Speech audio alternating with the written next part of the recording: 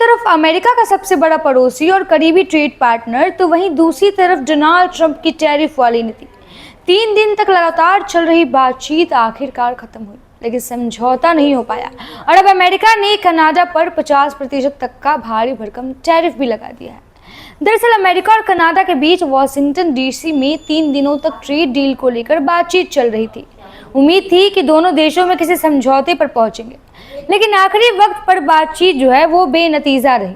इसके बाद Donald Trump जो है वो शनिवार आधी रात से कनाडा के करीब 20 अरब डॉलर यानी लगभग 1.9 लाख करोड़ रुपए के सामान पर 50% टैरिफ लागू कर दिया।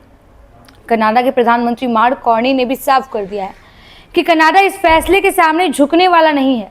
उनका कहना है कि अमेरिका जितना टैरिफ लगाएगा, कनाडा भी उतने ही मूल्य के अमेरिकी सामान पर जवाबी टैरिफ लगाएगी। यानी अब मामला डॉलर फॉर डॉलर जवाब तक पहुंच गया है। लेकिन सवाल है कि आखिर अमेरिका ने कनाडा पर इतना बड़ा टैरिफ क्यों लगाया? इसके पीछे कई पुराने व्यापारिक विवाद हैं। सबसे बड़ा मुद्दा है कि अमेरिकी कंपनियां जो हैं वो कनाडा को बाजार में बराबरी का मौका न मिलने का आरोप लगा रही है। अमेरिका लंबे समय से कनाडा की ऑटो और ट्रेड पॉलिसी पर सवाल उठाता रहा है। दूसरा बड़ा विवाद है कि डेयरी मार्केट। कनाडा अपने डेयरी सेक्टर को विदेशी प्रतिस्पर्धा से बचाने के लिए कई नियम लागू करता है।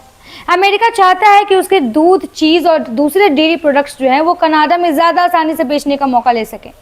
इसके अलावा अमेरिकी शराब की बिक्री और कनाडाई लकड़ी को लेकर भी दोनों देशों में लंबे समय से विवाद चल रहा है। वही कनाडा की मांग थी कि अमेरिका उसके स्टील, एल्युमिनियम, कारों और लकड़ी पर लगाए गए टैरिफ में राहत दे, लेकिन अमेरिका इन शुल्कों को हटाने पर तैयार नहीं हुआ।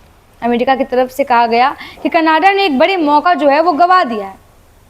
अमेरिकी ट्रेड रिप्रेजेंटेटिव के मुताबिक वाशिंगटन ने कनाडा को बेहतर ट्रेड डील का ऑफर दिया था, लेकिन कनाडा की नई मांगों और पहले किए गए वादों से पीछे हटने के कारण समझौता नहीं हो सका।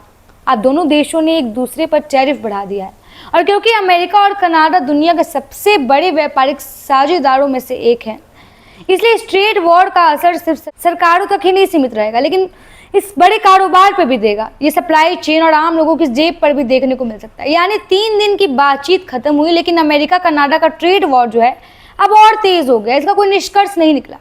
इस पे आपका क्या कुछ कहना है कि इस पे आम लोगों की जिंदगी में कितना असर पड़ेगा? वो अपनी राय आप कमेंट बॉक्स में दे सकते हैं। फिलहाल आज के इस रिपोर्ट में इतना ही। बाकी की तमाम खबरों के लिए देखते रहिए रब जी लाइव। बहुत बहुत शुक्रिया।